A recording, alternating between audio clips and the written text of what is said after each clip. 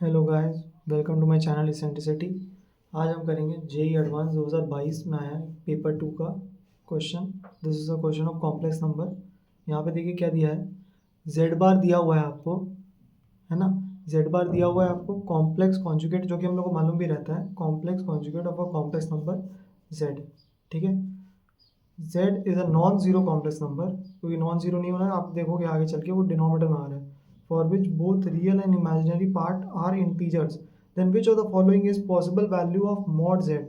यानी कि पूरी कहानी किस पे बेस्ड है, ये चीज़ इंटीजर बन के आनी चाहिए। एंड सेकेंड, मॉड जेड ऐसा क्या हो कि ये चीज़ इंटीजर बन के आ जाए।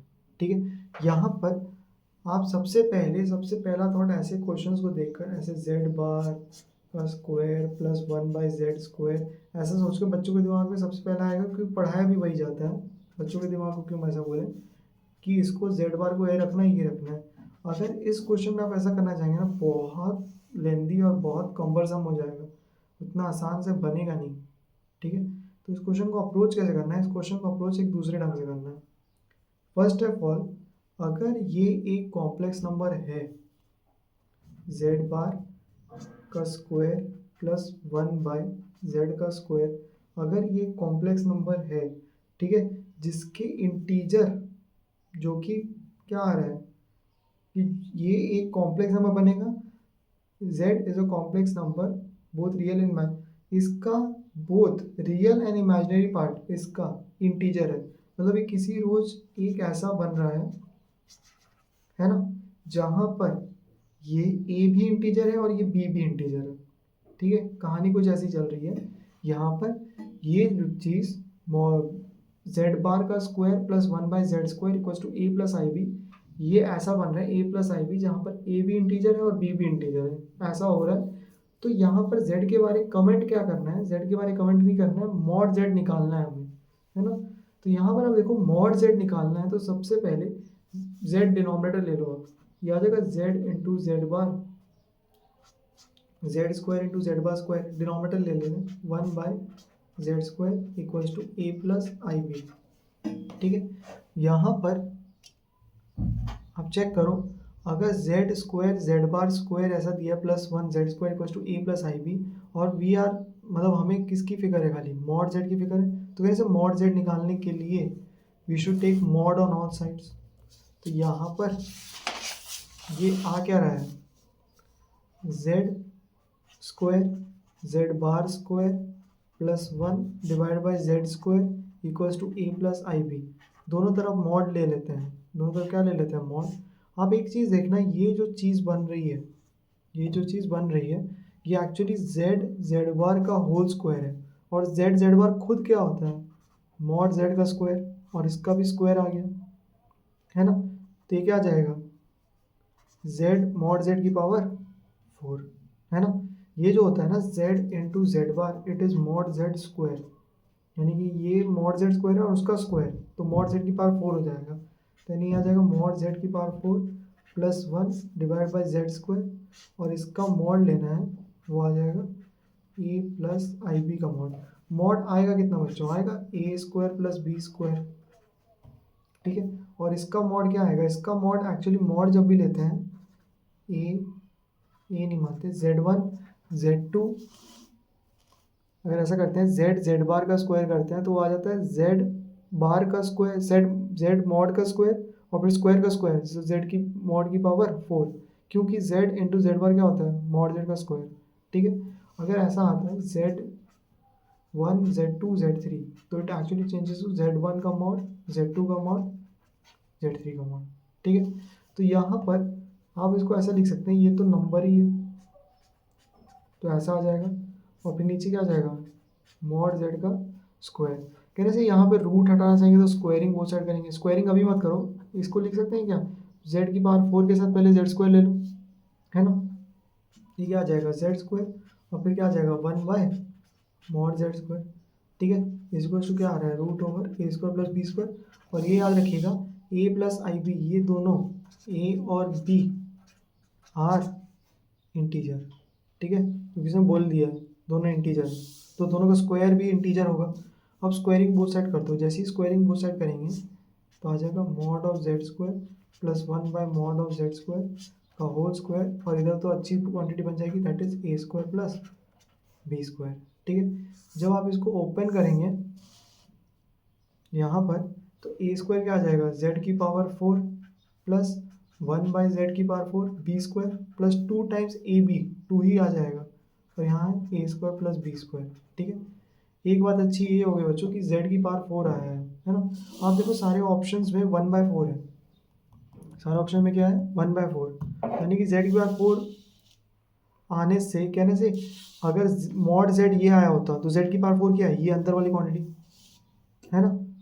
अगर मॉड ऑफ z ये आया होता तो z की पावर 4 क्या है, ये अंदर वाली क्वांटिटी। तो इससे ये फ़ायदा हो गया, यानी कि यहाँ पर हम लोग क्या करेंगे, मॉड ऑफ z की पावर 4 से पूरे इक्वेशन को मल्टीप्लाई कर दो, ये आ जाएगा मॉड ऑफ z की power 8 plus 1 plus 2 into mod of z की power 4 equals to a square plus B square mod of z की पावर 4। ठीक है, इसको इधर लेके आते हैं, तो आ जाएगा z की पावर 8 प्लस, इसको इधर लेके आएंगे तो माइनस साइन के साथ आ जाएगा, तो आ जाएगा 2 minus a square minus b square, z की पावर 4 इधर भी था इधर भी था तो कॉमन ले लिया, और फिर क्या आ रहा है प्लस 1 इक्वल टू 0। आप चेक करो, थोड़ा सोच के बताओ, क्या ये चीज़ कहने से z की पावर 4 में क्वाड्रेटिक है, ये चीज़ z की पावर 4 में क्या है, क्वाड्रेटिक है। यहाँ पर इसको हम लोग लिख सकते हैं z की पावर 4 का whole square plus 2 minus a square minus b square z की पावर 4 प्लस 1 इक्वल टू 0। ठीक है, क्योंकि हमें क्वेश्चन में मॉड ऑफ z की पावर 4 ही निकालना है, क्योंकि सबकी पावर बताया सर ने कि z की पावर 4 ही है, 1/4 ही है, तो z की पावर 4 निकालेंगे तो इसलिए 1/4 आ रहा है। तो ये करेंगे तो कहने से क्वाड्रेटिक फॉर्मूला लगा देते हैं, minus b plus minus root b square minus 4ac by 2a। ठीक है, यहाँ पर इसको निकालते हैं, माइनस करेंगे तो ये क्या आ जाएगा, a square plus B square minus 2 plus minus b square, तो इसी का स्क्वायर आ जाएगा 2 minus a square minus b square का होल स्क्वायर, और माइनस 4 इसी क्या आ जाएगा बच्चों, -4, क्योंकि यहाँ भी कोफिशिएंट 1 है यहाँ भी कोफिशिएंट 1 है, डिवाइड बाई 2a, ये 2 आ जाएगा। ठीक है, अब यहाँ पे देखो z क्या निकल के आ गया, z निकल के आ गया इस पूरे की power a square plus B square minus 2 plus minus root over 2 minus a square minus b square का whole square minus 4 divide by 2 की पावर 1/4। आप चेक करो सारे ऑप्शन ऐसे ही हैं। ठीक है, 1/4 1/4 1/4 1/4 सारे ऑप्शन ऐसे ही हैं, जैसे सारे ऑप्शन ऐसे हैं तो मिला के देख लेते हैं। ये वाला पार्ट आ रहा है जो विदाउट एनी ब्रैकेट्स या फिर विदाउट एनी रूट आ रहा है, और ये वाला पार्ट यहाँ पर किसके बराबर बताया है 43 के, इसको इक्वल करते हैं, तो पहले ऑप्शन में इसको 43 के इक्वल कर दिया है, ए square plus B square minus 2 को, तो इसके कारण a square plus B square क्या आ रहा है 45। क्या हमारे पास ए और बी ऐसे इंटीजर्स हैं, क्योंकि ए और बी पे भी क्या है condition, it should be integers, a और बी ऐसे इंटीजर्स हैं जिसका सम 45 आ जाए, इनके स्क्वायर का सम 45 आ जाए। सोच के बताइए, कैसे, ज़्यादा दूर नहीं जाना पड़ेगा, 45 बहुत छोटा नंबर है, जैसे अगर 1 से स्टार्ट करो तो 1 और 2 का 5 जाएगा नहीं जाएगा। ठीक है, कैसे 45 से हल्का छोटा कौन सा है 36 और 9 का सम आ जाएगा ये, और कैसे ये 6 का स्क्वायर और ये 3 का स्क्वायर दोनों इंटीजर बन रहे हैं, यानी कि 6 + 3 आई, या फिर उल्टा भी हो सकता है 3 + 6 आई 3 - 6 आई, सारे कॉम्बिनेशन हो सकते हैं, लेकिन प्रोवाइडेड ए और बी तो इंटीजर आ गया ना, सबसे मेन मोटिव तो यही है, यानी कि ये पॉसिबल है, ये पॉसिबल है, क्योंकि ये वाली चीज़ तो रूट में ही आ रही है, ये इसको डिस्टर्ब नहीं करेगी, और खाली जो रूट के बगैर आ रही थी यही वाली क्वांटिटी आ रही थी, उस फॉर्म में है बेसिकली, तो ये वाली आ रही थी, और नीचे 2 ही था, और यहाँ पर भी नीचे 2 ही है। ठीक है, नेक्स्ट आप देखो, नीचे अगर 2 ही बनाना है तो कहने से 2 को इधर रखते हैं और इसके नीचे 2 डाल देते हैं। ठीक है, नेक्स्ट हमें क्या बनाना है, ए square plus B square minus 2 is to 9/2।